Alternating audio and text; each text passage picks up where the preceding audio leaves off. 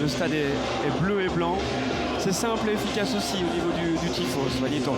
Ouais, ça marche toujours.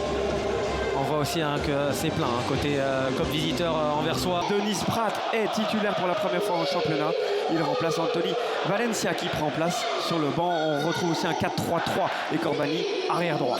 Une frappe d'extraterrestre de Toby Alderweireld qui offrait le titre à l'Antwerp, le doublé à l'Antwerp.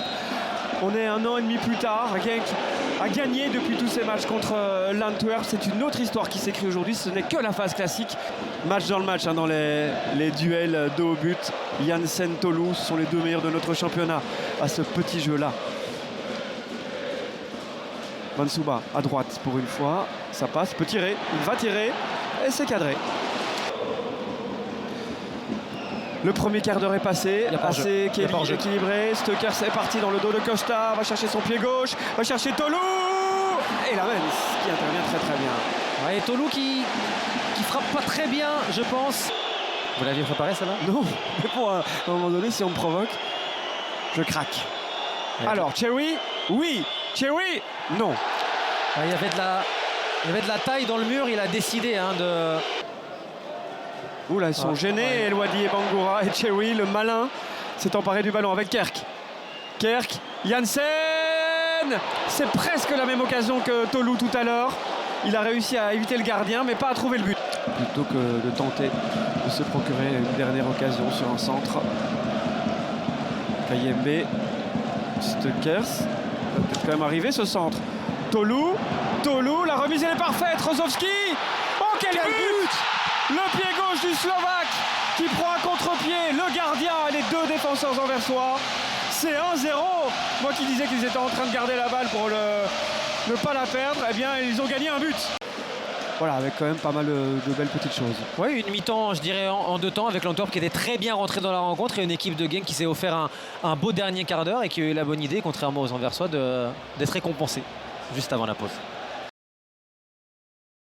La technique, la prise de choix, de décision, perdu 3-4 ballons. Et ici, on est un nouveau. Bangura pour Kayembe, Mansouba. Attention, ça surmonte tout le monde. El Wadi, contrôle, corner. Et ici, en défendant bien debout, les mains bien rangées au cas où. Attention, ce corner a été rapidement joué. Mansouba, non, c'était bien enroulé, mais pas assez puissant. Être capable de lire une situation. Le revoilà, Mansouba. Avec la belle récupération au passage de Bangura. Kayembe, belle passe pour Rozovski. Rozovski, doublé! Un but juste avant la mi-temps, un but presque juste après la mi-temps. Est-ce que tout est dit dans ce sommet? Peut-être, mais c'est 2-0 pour le Racing Genk.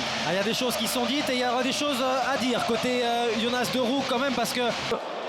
Mais il y a aussi le bon pied droit de Rozovski, l'unique buteur du jour. Il prend beaucoup d'angles, Stöckers. Si c'est Stöckers qui tape, il prend l'angle pour tirer côté fermé. Ouais, ça va être trop facile. Sur sa première action, il tente quasiment toujours le petit pont. Le revoilà d'ailleurs.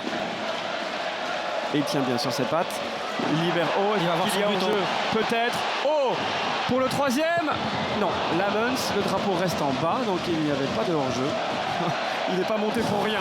Il n'est pas monté pour rien. Et là, c'est encore Costa, non?